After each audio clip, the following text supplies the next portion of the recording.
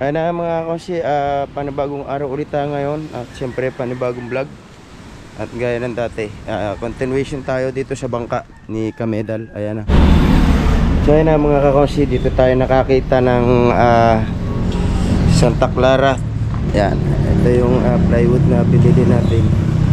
So ano ito, walang problema ito mga butas na ito. Wag lamang dito sa tagiliran. Ayan, ito yung talagang original na tatak na Santa Clara. Yung nabili natin doon sa Inchik ay ano, fake. Kaso mo din na natin may babalik yun, kaya bumili na tayo ng panibago. Yeah. Ayan. At hahanap na lang tayo ngayon ng makakargahan tricycle.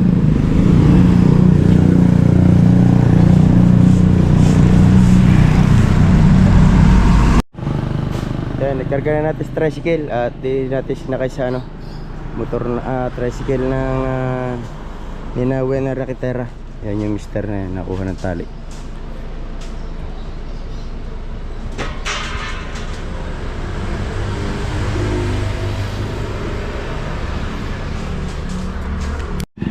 Kaya na, pa-uwi na siya. Nakamotor kasi ako, kaya pinauna na natin. So yun, let's go. At hindi na natin may sasauli yung ano, isang plywood na nabili natin. So marami pa namang paggagamitan noon. Ayan, at dumaan tayo dito sa palengke. Bibili naman tayo ng pangmeryenda ng ating panday.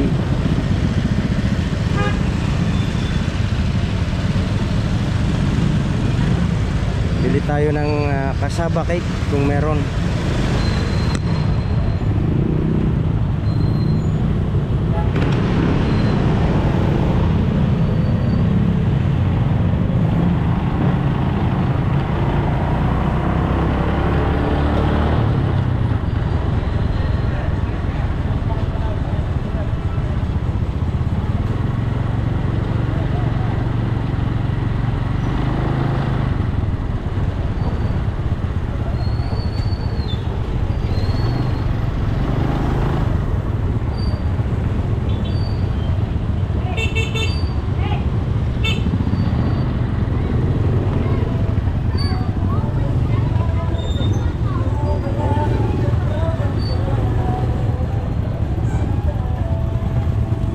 Yun, meron pa tayong inabot na cassava cake.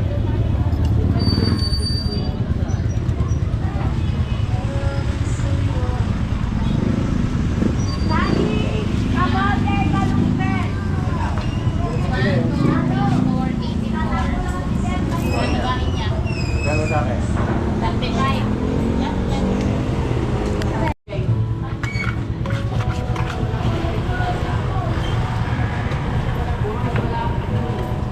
28 po.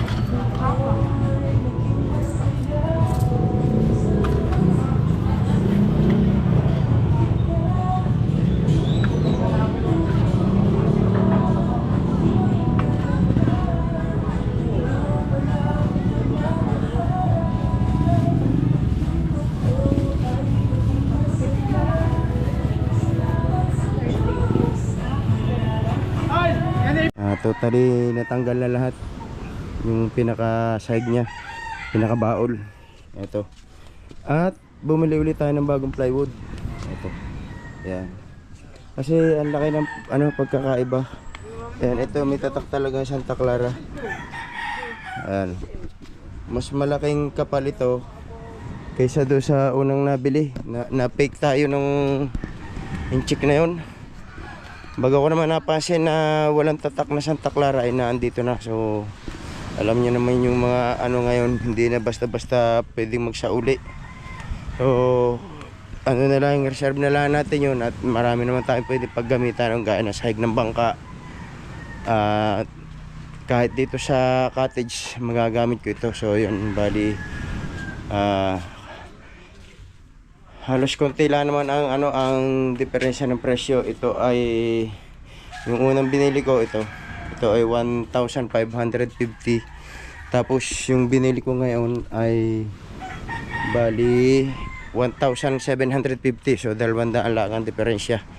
Kaysa naman magsisi tayo sa bandang huli kasi subok na yung Santa Clara. Yun talaga yung ginagamit namin sangkap sa bangka.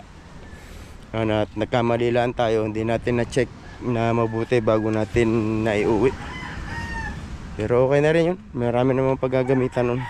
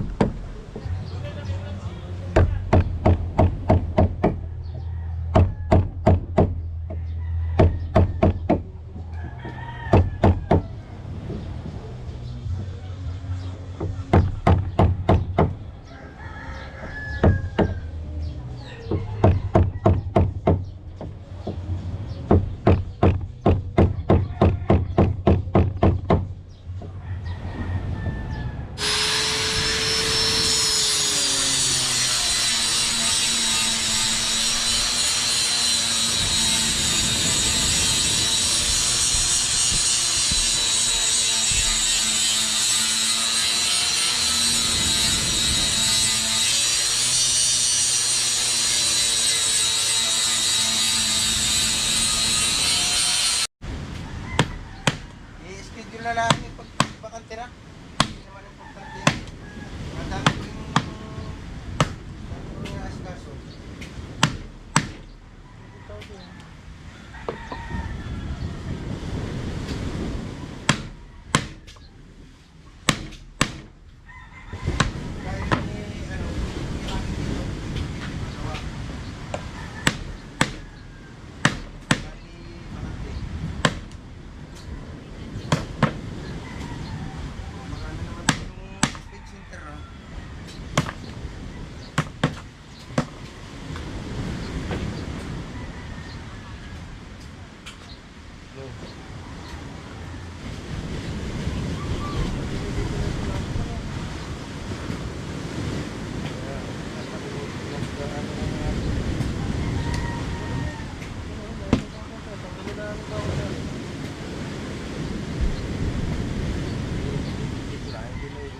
Kapon ang lilim dito.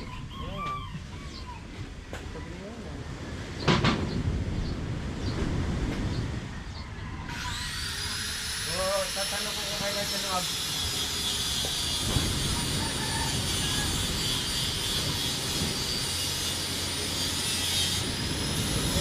Meron yung sila sa pinigina na pinagpapapintura ng pintura. Maraming nagpapapintura din doon. Japanese na din pinagagawa.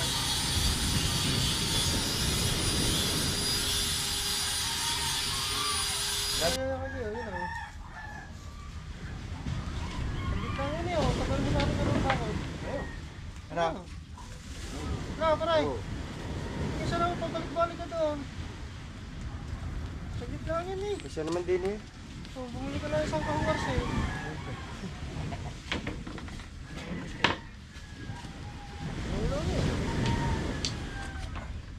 Paray. Sige na, kasi naman yun dyan. Are, punta tayo. Sige. Bitawan mo! Bitawan mo! Ha? Bitawan mo! Oh. Oh, magandang ni! Oh, pero wala pa isang oras. Oh, para!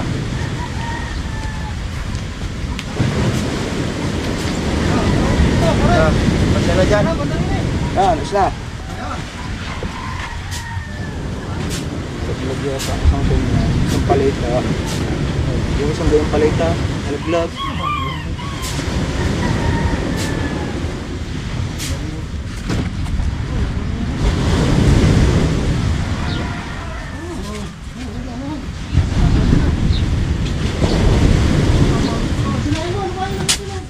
Ah, patay mo na po.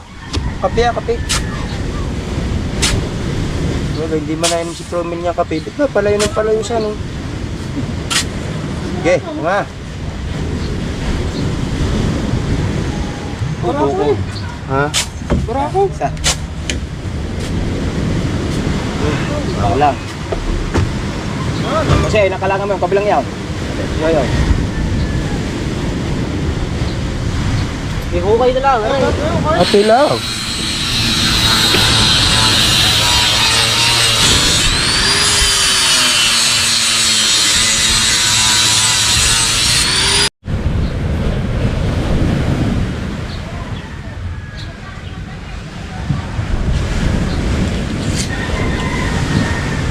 Matulog pa siya.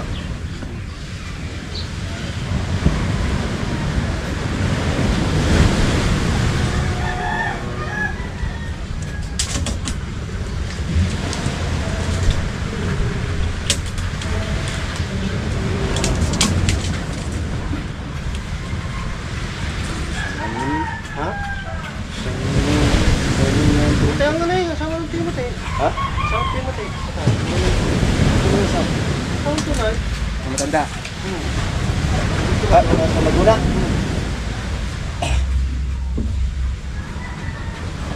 Tinawag ko lang ako. Kailan daw libing?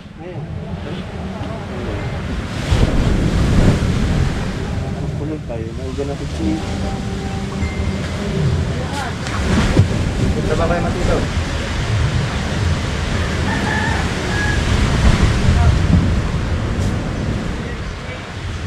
Ha?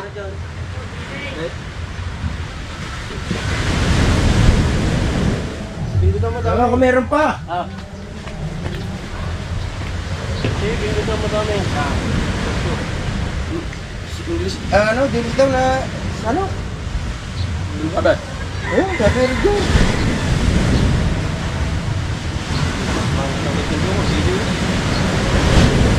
May baka iniwan pa ng mga yan eh. Kamahal ng dilis eh. Hindi, nakasunangos na agad yan.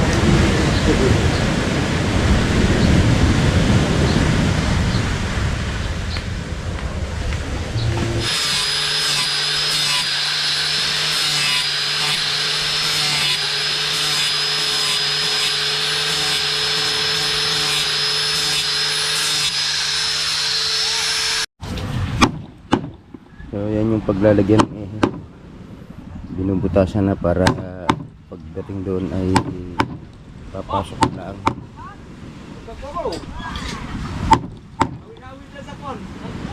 Kapirol.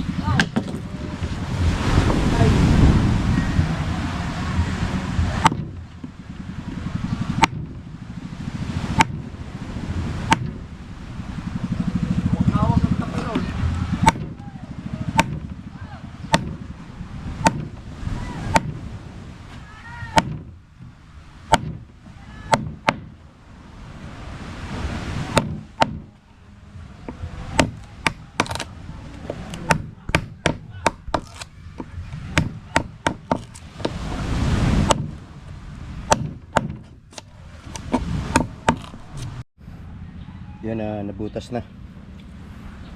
So bali dito ilalagay yung ehe. Yan at minamasilyahan na yung loob para hindi na padukot-dukot pagka nailagay na yan. Gawa ng gipit na ito eh.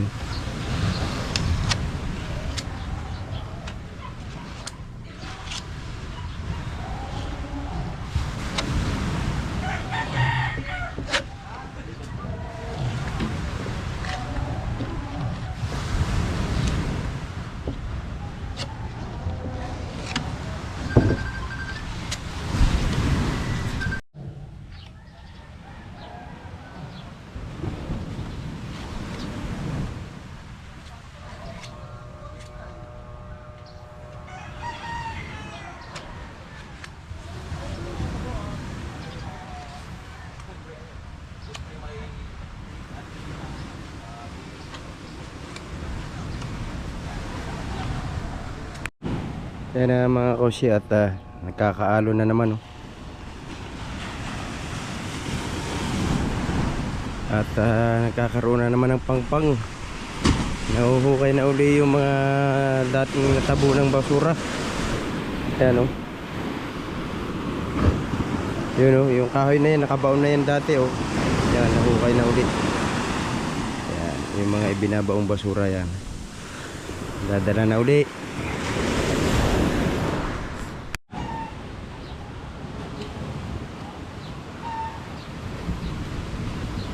Ayan, at kakabit na yung ano, yung sa huli.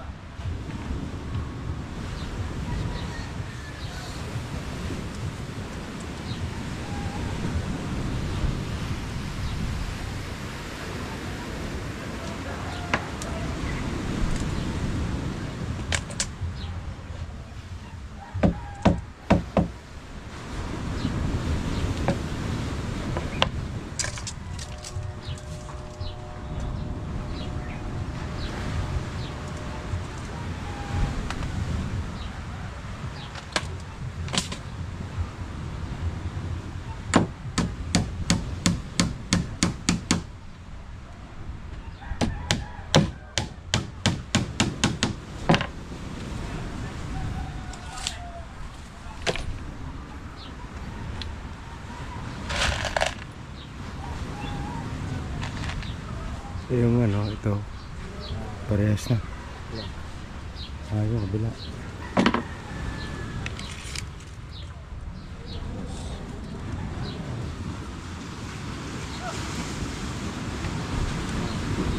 Parehas na.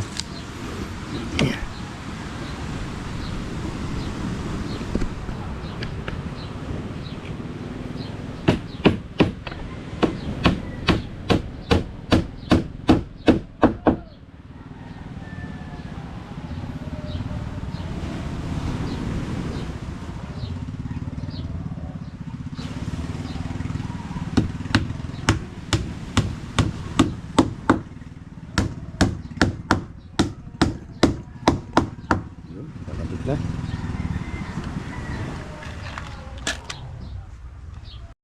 Ayan, at nakakasana rin itong padalwa. Yung padalwang cut. Ayan, oh. Eh, ano na lang yan, papakuha na lang, lalagyan uli na epoxy. Tapos ito na isusunod. Yan. Siguro maghapon kaya na yan. Dahil ito naman ay ano na, ipapakuha na lang ito, lalagyan na lang na epoxy. Ito, madali na itong isang ito. Dahil kaya man madali nang gawin dahil yan, meron nga paggagayanan na yung dating inalihan. At mga konsi, time check ay 5 to 12 ng tanghali. Yung lunch break at umuwi na si Lester. At magtatanghalian. At, ano lang, pamerienda lang natin siya. Ngayon ang tanghalian ay kanya na muna kami. At ako uuwi na muna rin para mag-lunch. Ayun na mga kosi, at time check ay 1:45 ng tanghali. At dito na ulit tayo sa kubo. Ayan, at inilipat ko na dito sa loob ng kubo yung ng cottage ang ano, bangka para hindi pa balik-balik. At saka dito kasi maghapong malilom gawa ng mga puno. Yan, puro puno itong paligid ng aking bakod ng cottage, kaya maaliwalas dito kahit maghapong maggawa. Di may initan, kaya lang di maiwasang pawisan kasi nga yung moist ng dagat. Yan lang kasi yung dagat oh. Yan, nagkakaalon na uli. Ang lalaki na naman ng alon. Yan, tama-tama naman. Siguro naman pag natapos itong bangka ay maliliit na yung alon na yan.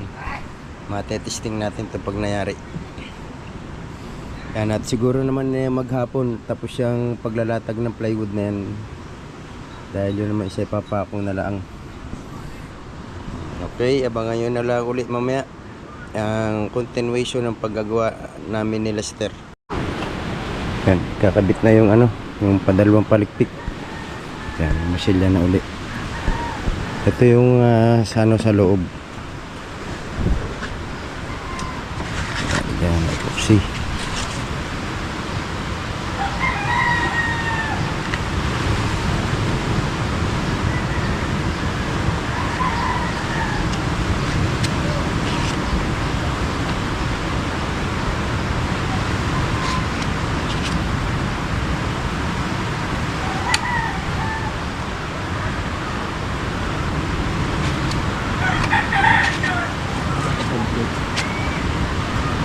Ari, lubog na rin. Ha? Lubog. Oo. Iangat lang natin ang ako. Ako.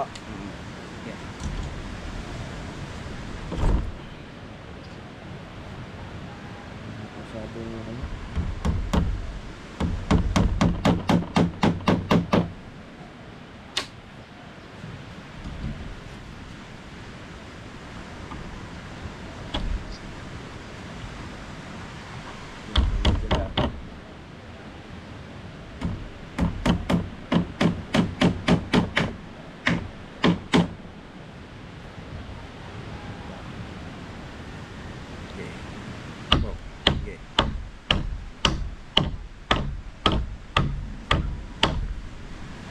Iba. Tawag ba?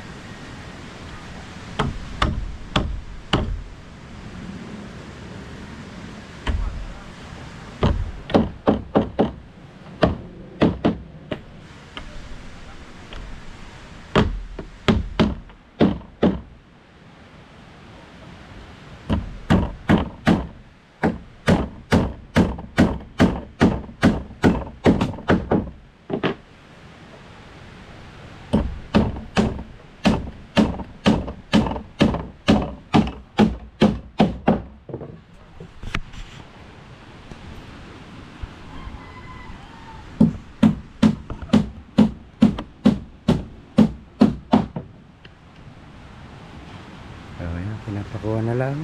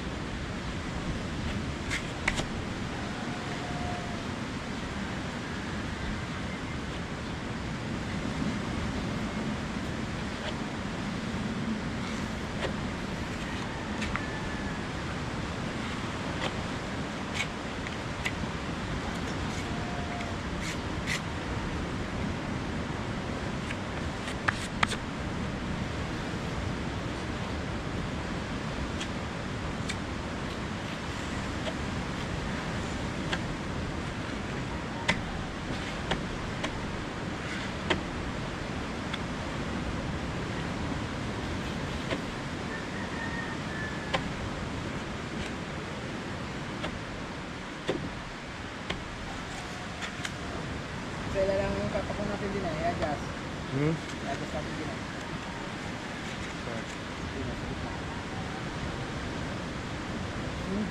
Ha? Yan lang. Hindi na natin baba. Mag-ano? Pagkalikan na. Maganda. Mahirap mga magsusukat pa tayo magsusukat dyan.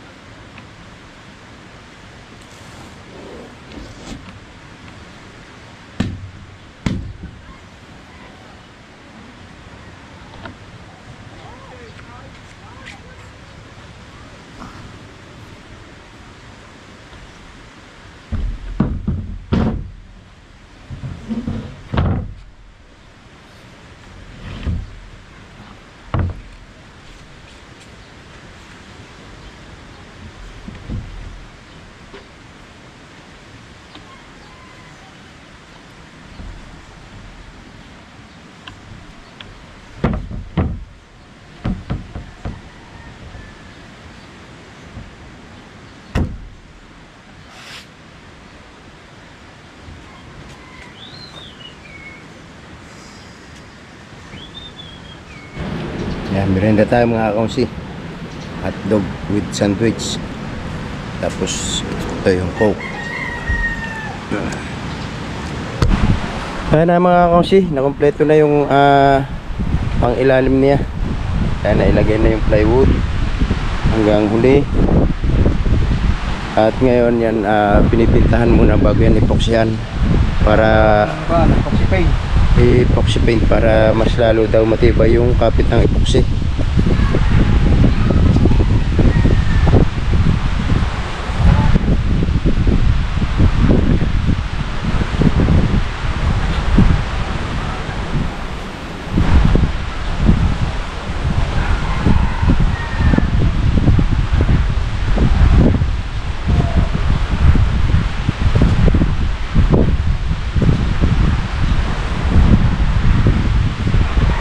Bukas ay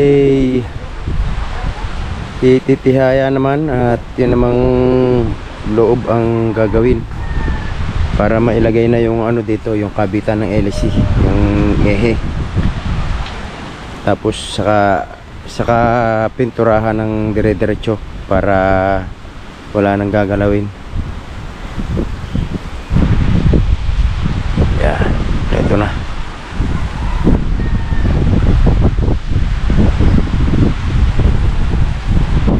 Tama pala naman nung isang kulay yung pinturang nabili ko.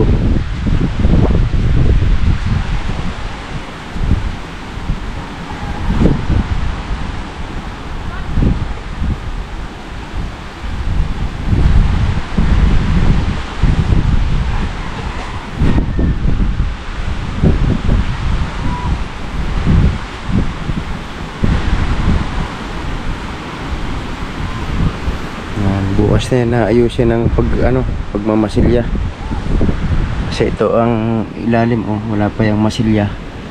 Kaya pagka tinihaya yan, saka yan mamamasilyahan, pati yung loob.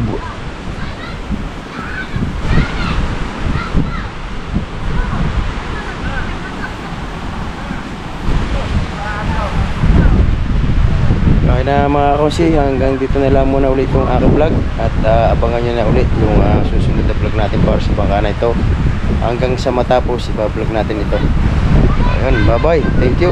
Yan, at shoutout sa may-ari ng bangka na ito, kay Kamedal at kay Maroko, at yan sa Team Kamental, Team Kasangga,